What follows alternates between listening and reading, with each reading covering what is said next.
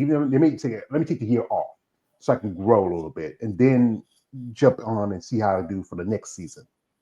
Yeah, but you're still not off. That's the thing, is people talk about an off season. If you're a competitor, off season is still on season, because you're still training, you're still, eating healthy, you're still doing the workouts, you're still putting in the work. Just because you're not dieting like a crazy person, cutting back your calories, if you're in a growing season, that's still a season of bodybuilding. If you're a bodybuilder or in the physique world, and you do it for the passion of it, you do show after show, year after year, there's no off season. It's show season and it's building season. Does that make sense? Yeah, I think you're still in a season, so there's no off season. Unless building you retire, it's still on season. That's the way I look at it anyway. Well, everybody, especially had the terminologies we talk about, especially being bodybuilders. Got a good friend of mine coming through, my man, Des Espinoza. He says, "Go George." Thank you, brother. And, I appreciate it. My man, Des Espinoza, AKA, I call him the Ham the King, Warden of the West. He's from Texas, a great guy. He, we've been, social media friends for a long time. Maybe one day we get to meet. And that's the thing, is that there's so much involved in it, the work, the diet, the all that's involved in the training, the practice. And also, again, we go back to the diet. I know one thing as bodybuilder, you have to eat certain things, because you kids can't eat everything. I had ladies told me, like, they, when they first started, they were eating 1,000 carbs a day, or they eat like so many of this or so many of that, or they try to keep their water intake, and also the thing is that certain foods you can't eat, because especially when you're training, when you, like, I know sometimes you and Barney, you're at home and you can't always go out. We just had the holidays this past Christmas and Thanksgiving, and we go to events that you have to bring your own food, because you can't eat what's there, because you have to stick to your diet. 100%. Yep. I travel with food all the time. I don't go anywhere without food. Yeah.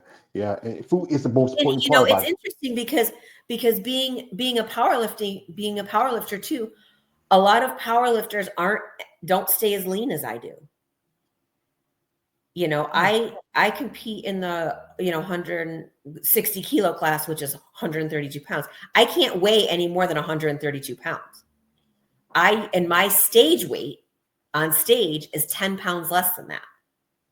So I have to maintain a 10-pound between powerlifting and bikini, which coach said, which, for powerlifting, I usually come in a little bit lighter. I usually come in 130-ish.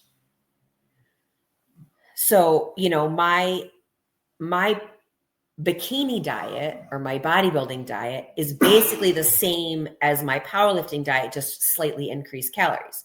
So my caloric intake right now, because we're in powerlifting season, is 2,200 calories. My bikini season is 1,600 to 1,800 calories. So you're not talking about there's not a lot of leeway there, for me anyway. Which is, a lot of powerlifters will go and they'll eat, I don't know, whatever the hell they want.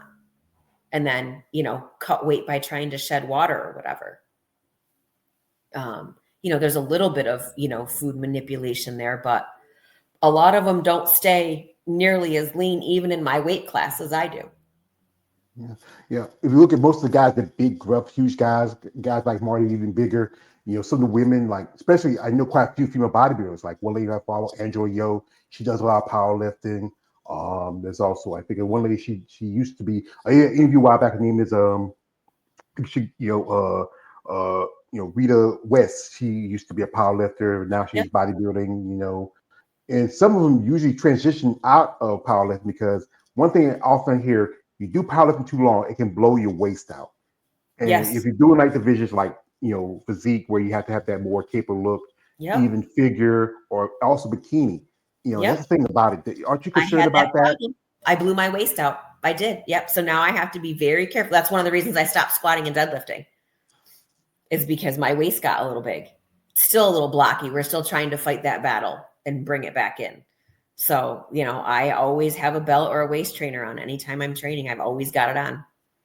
Bring that waist back in, build up my back a little bit, bring out my lats a little bit to make my waist look a little bit smaller. But I did. And I didn't even know it could happen. I wasn't even aware that was something that could happen. Like I said, I often feel like this. You have to be aware of surroundings of all kind. You never give a show feeling for a killing blow. We have here comes my man Dennis Espinosa. Shout out to Dennis. Thank you, brother. Dude says, putting into work, dedicated to your craft, only way to reach your potential. Thank you, brother. And also he says, he says, all blessings. I appreciate that. Also, we got another dude coming in, my man, Balls Deep. He never misses a live stream. Shout out to Balls Deep. Here he goes. He says, good evening, gorgeous. He's a fan. Hi. Also, he says, smash the like button. Also, he's one of his other articles. He says, also, salute to the chat. Thank you, brother. And also one more, he says, Schmo Gang. He said, wait a minute, this one's kind of fast. He's typing so fast. He says, Schmo Gang, gang, gang, gang, gang, gang.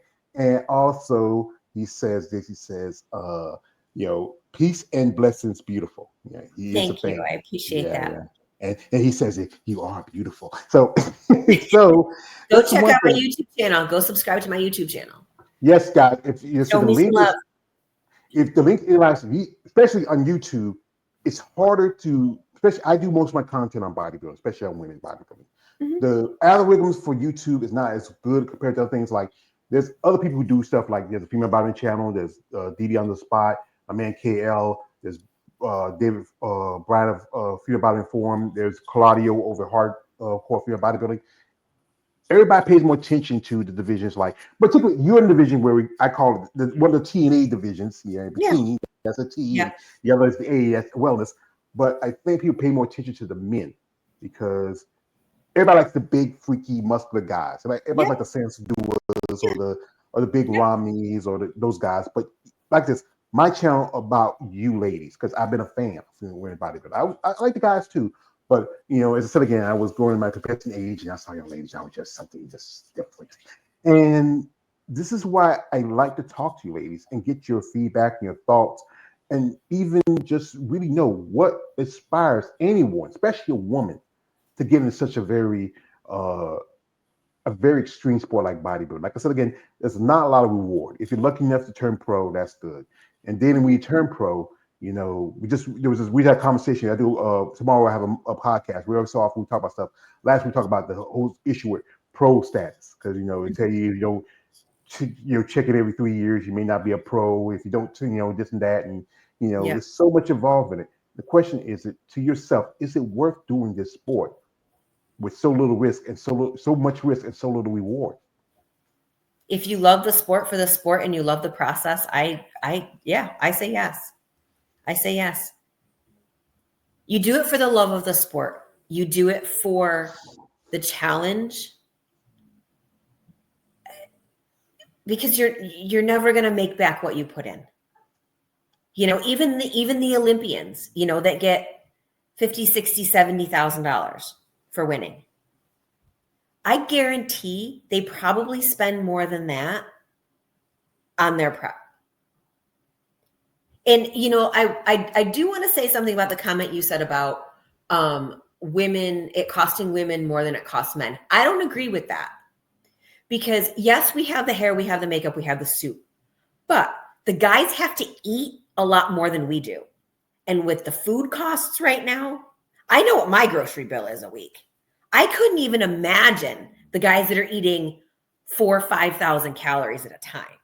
Like, I would say in the end, it probably plays out. Well, still, they just got to pay a $30, $40, $50 banana hammock while y'all got to pay like maybe a $2,000 shoot. That kind of even out. But still, I think it does cost y'all just a little tad more because you got to throw in high heels. You got to. Like I said, let's agree to disagree. But like I agree with that. I agree with that. But I'm like I said, I really am a fan of y'all ladies. We do it. At least I do it. I do it for the love of the sport. Yeah, that's what ladies tell me. You do it for love of it. You have to love it because you know what? You have to love this sport because you do just say unless you're the lucky few. like Andrea, who can get sponsorship, or Yeah. Seth, you can walk away with like nearly half a million, like almost $500,000. Yeah. I like this. I would say for your athletes, y'all deserve some little health benefits, anything like that. If you do a show and you win your overall, you should get your prize money back. That's something you can use in your pockets down the road. Benefits. We turn pro. As a pro, you should get some kind of help and assistance, because you know what, you know, we don't go to the shows to come see the judges or the promoters. We come to see y'all. And if Right. anything, you should invest your athlete, just like any mainstream sport. I got a friend. He does my podcast named Big Kick Williams, IFB Pro men's bodybuilder. He used to play football. He still gets a pension from the league. For all Mhm. years, he was in for at least 7, 8 years. He still gets a pension. When you finish your bodybuilding, what's there is this? Hey, if you're lucky enough to get a pro card, that's about it. And Yeah. Yeah. there's so much involved in it. Like, and again, this is why I do these interviews, because I really want to get a viewpoint that people need to understand. I used to remember when I was coming up, body used to be on television. You can catch it on, ESPN. You can catch it on. I saw one thing. I think I sent it to you. Was like a lady. Her name is Louise Plum. She's from Great Britain. She's a pro, and she posted Mhm. how is bodybuilding is not considered a sport where you looking at something like darts or Yeah. cornhole or poker, bowling. I give it a little bit, because friend Keith, he was doing some bowling. He was in a tournament in a team, but it's just bodybuilding. It seems this fringe sport, because everybody always, one thing they're always going to put at bodybuilding, because you don't do it because you're a natural competitor, is the issue of steroids and pads, because that's why it's harder for them to get attention. But steroids in just in every other sport. Like, I do content, also do content on women mixed martial arts and MMA, and they get busted in that. Box got busted in, but they overlook those sports, but always demonize bodybuilding more. Yeah. Yep. I mean, it's a hazard of the sport. I mean, are you going to change the politics of it? Maybe. Maybe. But, like I said, in the end, you do it because you love it. You love the process. Sometimes the process sucks, but and it's it's the same with powerlifting. I mean, powerlifting, yes, it's considered a sport, but do the organizations invest in their athletes? No. Will the pro powerlifters, Jen Thompson holds 110 world records. Woman's 50 some years old, holds 110 world records. She's been doing it for years. Is she going to get a pension from it? No. She's a teacher. That's where she makes her money. She's a teacher. Bodybuilding isn't something that is made to do for a living. I mean, I guess it's a little bit different now, because you do have the sponsorships. You have, the companies that are willing to sponsor you, and the side perks of it, I guess. But if for your health reasons, you can't do it for a living for the rest of your life. It's not health. Bodybuilding is the most unhealthy sport there is. I mean, if you really look at it, yes, are we eating healthy? But we're depriving our bodies of certain, nutrients, because we eat such a strict diet. If you're eating the same thing day in, day out, weeks, months on end, your body's going to be lacking something, because it's not getting it from food. You can't supplement it enough. We're dieting down so hard, taking our bodies to, unhealthy fat levels. Our bodies weren't designed to be that lean, to be as lean as we get. That's why you can't maintain that even after the show. It's not healthy. You're pumping yourself full of water. You're, and then dehydrating yourself if you do a water deplete. Some people do, some people don't. You can drink a gallon of water a day and be dehydrated. Why? Because you're flushing all the nutrients, all the electrolytes out of your body, because you're drinking so much water. You have to put that back into your body. If you don't know that, that's not one of the things that you learn going through the sport, which I didn't know. My first couple of shows, I would have my blood work done. They're like, you're dehydrated. I'm like, I drink a gallon of water a day. How am I dehydrated? Like, how's that possible? Okay. So I'm thinking, all right, maybe I need to drink more water. Well, no, it's because I'm drinking so much. I'm flushing everything out of my body. So you've got to put all that back in. Mm-hmm. You know, there's just these things about bodybuilding that people on the outside looking in don't understand. Yeah. And it's, you know, that's why podcasts like this and YouTube things like this is so good, because you get that knowledge out there. Yeah, because I point this out because when we go to like people like myself, I remember my first bodybuilding show. Actually, I got to see Andrea. She was guest posing at my first bodybuilding show. That's great. But we go to your show and we see y'all competitors up there. We see y'all on the stage, your tans and your suits, your vascular. We don't understand what it took you to get there. Dehydration, tired.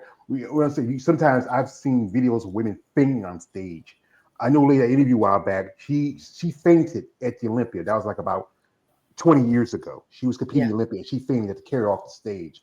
I've seen pictures of like guys like Ronnie Coleman sitting backstage with like an oxygen mask, trying to breathe, and and there's so much involved in it. It's tough, but like I said again, if you do it because you love it, you understand that part of it. Here we got a comment from my man KL the Wanderer. Shout out to KL, says, I tried to do bowling. I suck. Yeah, I used to bowl. I remember my she's the second. She was my mama's baby girl. She was the last of one of my sisters.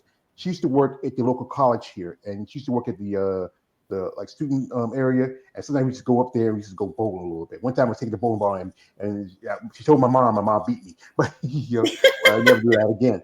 Also, he said, I couldn't do bodybuilding since you telling me it's in your experience. Yeah, it's not for everybody, because you know what, there's so much sacrifice, time, money, your mind, your body. This sport can be mentally, physically, emotionally, financially draining, and if you don't understand 1% of the population does bodybuilding.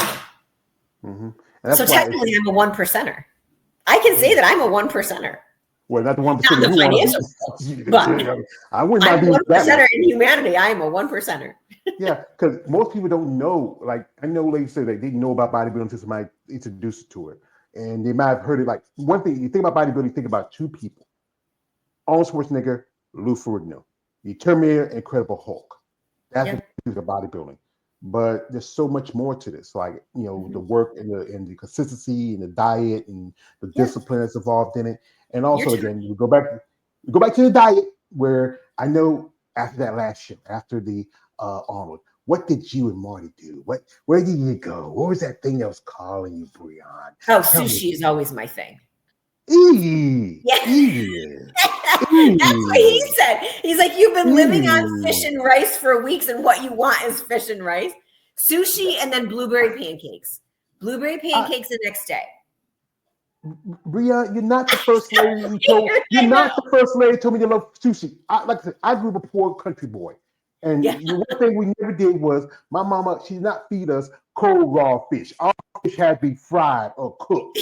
I never in my life. I did not grow up on sushi either. I did not get into sushi till I was in my mid 30s, early 30s. When I got into sushi. One thing I used to love is a thing I don't have, because one thing one point I was at 500 pounds and I really lost some weight. I've been eating healthy, but still, there's one thing I love. I hadn't had in a while. One day, me and my older sister and her son, my oldest nephew, went out because he had to go to see his daughter and drop some off. And we went to this Chinese place we know around the corner, and they do a buffet. And you got rice, you got the chicken, and that and that. And actually, you don't know this. Chinese people don't eat that stuff. We do. It's just American Chinese.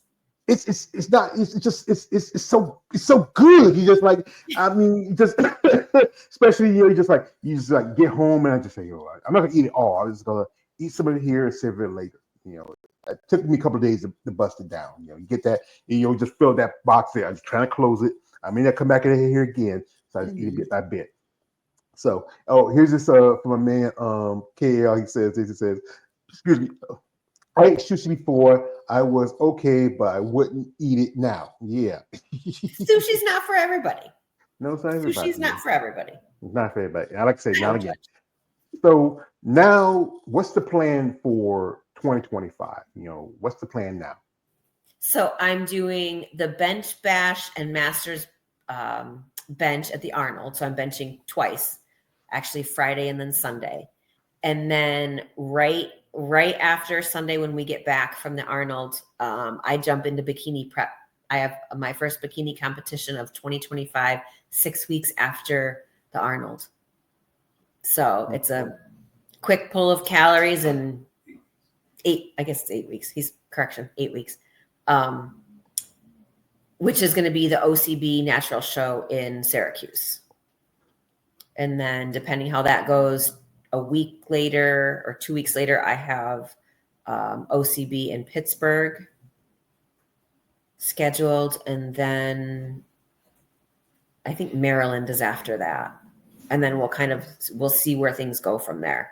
And then July starts back to bench. I've got bench nationals in July. World bench is usually in October. That's in England. And then depending on how things go with the rest of bench season, Masters, USAPL Masters Worlds is supposed to be in Seoul, South Korea this year. Whoa.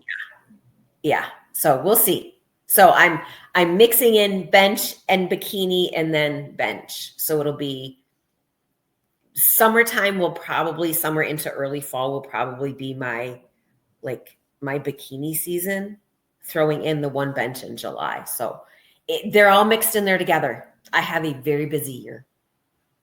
Yeah, I know this year they're bringing back the Masters Olympia. They're gonna have it in Japan. That's they had You it have to last year. qualify. Yeah, you have to qualify that, because you have to do over 40 plus, or if you have done shows the previous year where you did over 40 and you qualify, or you can apply. They have to put out the new application rules earlier last week. But yeah, I mean, that's a lot to do. Here we got a comment from my man KL. Shout out to KL. He says they have an OCB show this month in Atlantic City. I might check it out. Cool. Also, You he should go says check this. it out. If you've never been, Go ahead. I've been deer hunting. Deer season is over, unfortunately. Yeah. Yeah. My brother used to hunt. And then one time he got a bear. I've always wanted to get a bear. And my mom said, "Boy, don't put that bear meat in my deep freezer." He had to find someplace else to put it. But yeah, I remember my grandfather used to hunt. He had hunting dogs. I mean, I never did it because that was never my thing. I mean, I shot guns. It's not everybody's thing. Yeah, it's not everybody's thing. I don't know. I can. No, but it's also how I fund a lot of my prep. A lot of my meat is venison. A lot of my red meat is venison. So yeah. How long you been hunting? You get any leaner than that. Yeah, I know. I remember my sister had like deer hash. Just never had a taste for it. It's just really, it has some vinegar to it. And really, yeah, gamey. I'm like I said, I'm country. We had rabbit, possum, stuff like that. But never, I never had a taste for Bugs Bunny and Daffy Duck. I remember when I was young. This is like many Thanksgivings ago. My aunt, my father's sister, my aunt Pat. We had a duck, and me and her, we ate duck. And my mom said, "You and Pat lips were so greasy because duck is really fat. Yeah, it's really fat. I mean, it's more fat to it than chicken, and way more than turkey. That's why they do that turducken thing. Yeah, you know how you take the turducken. You take stuff the duck into the chicken. You take them into the turkey because a turkey's really dry. Yeah, and then that fat from that duck gets into it. And it really makes the duck. I never had it. I heard it's good. You ever had it? I've never had it. No, I've never had it. I've never had duck. Not to my knowledge, anyway. I've never had duck. Well, I hadn't had it since I was maybe a wee little boy. That's been a long time. But but hunting, that's very interesting. Like, especially, don't think a lot of women do it because it's very, you're out there, you have to shoot something, the blood. Some girls say, "Oh, ew, I can't do that." It's all part of the process. Yeah. And like, let's say that, was your dad a hunter too? Dad hunted a little bit. Was more my grandfather. Oh, kind of like mine. My grandfather's more of a hunter. Yeah. Yeah, I think the older people, that's how they live, especially if you have a big family, you have to feed them. So, Yeah. So anyway, the plan is to do some bench shows, some bikini shows. And you mentioned there's a OCP natural shows. This year, the Pittsburgh Pro is adding a natural show for pro qualifier. but you have to do another show to be a regional.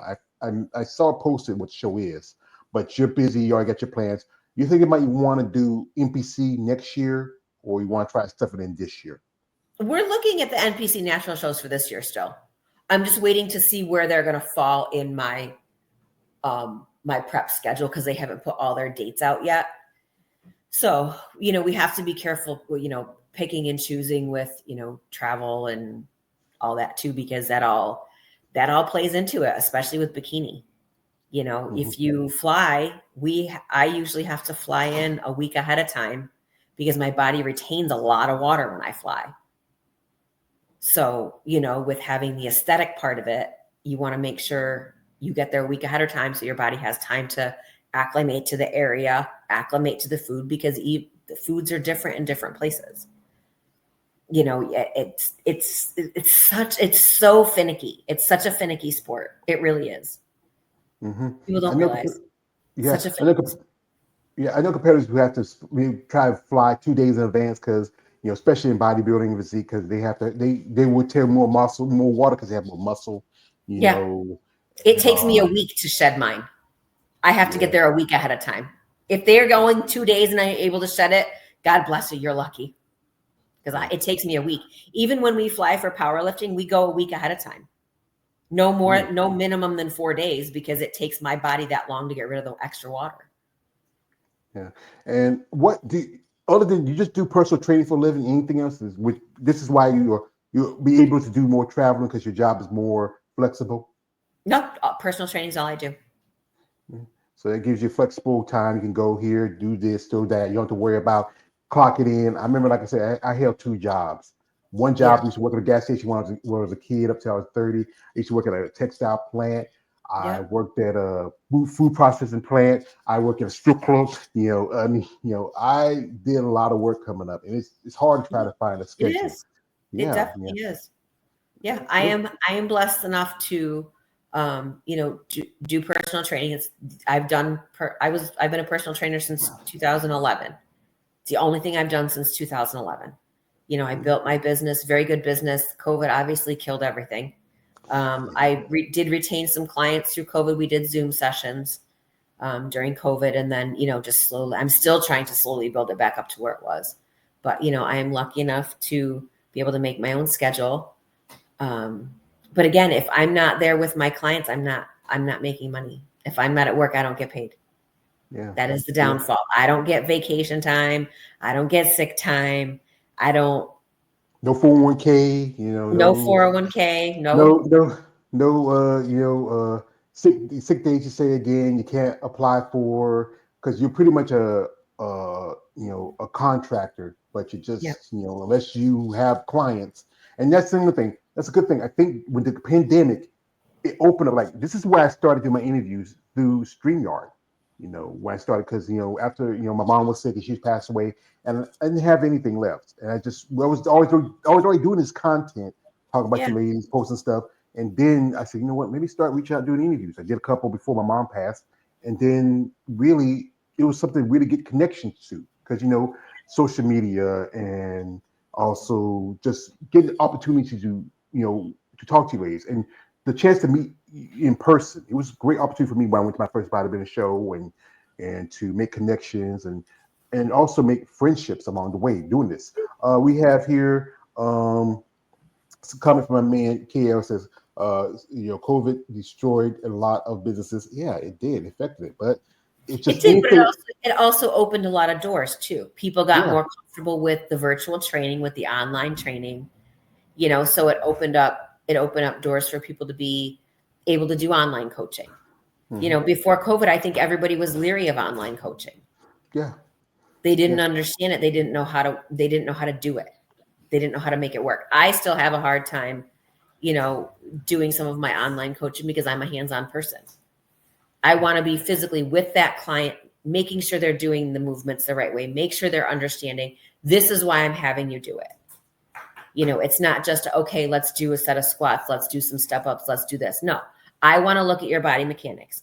I want to see how your body's moving. If it's not moving correctly, what do I need to do to build into your program to get your body to move correctly? Yeah. And it's hard to do that just looking through a screen. Yeah, because a lot of competitors have to do check-ins with their coaches through virtual or through their phones. And thing is, with anything with wars and pandemics, new technologies grow out of it. Yeah. We lose people, but we get new stuff, new technologies, and new ways to work and survive. And as you said, posing. Who's your posing coach? How long you been working with? I've had a couple actually. So I worked with Danica, she's in Albany, which is like 2 hours from here. She's my first actual posing coach. She's through Pro Physique, which is under Paul Ravella. He's out of Tampa. He works for her company. She works for his company.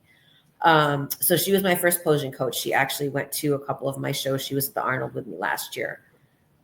And then I've been working with Laura Lee. When I was going down to train with her in Aldo, she picked up my posing, gave me a bunch of tips and stuff. Some of the video footage is up on my YouTube with her and I posing together. And then when I saw her at the women's conference last weekend, I touched base with her. I said, hey, we need to set up some posing sessions. Bikini's coming up. And she said she's actually not doing posing coaching anymore. She's moved beyond that, but she's like, if I come down, because we're discussing going back down to train with Aldo a couple of times. She's like, if you come down and train with Aldo, let me know ahead of time and I'll put you in my schedule and we'll do some posing together. So I technically don't have a posing coach right now, but I have a lot of footage from the sessions that her and I did, and I basically know what I need to do, but there's always tweaks. It's always good to have somebody else's eyes. Mm-hmm. Yeah, that's important because you want to get somebody who really understands all the nuances of posing. With y'all division, you just got to turn around, stick your butt. That's about it. No, there's way more to it than that. I'm sorry again. I am a fan of. I know.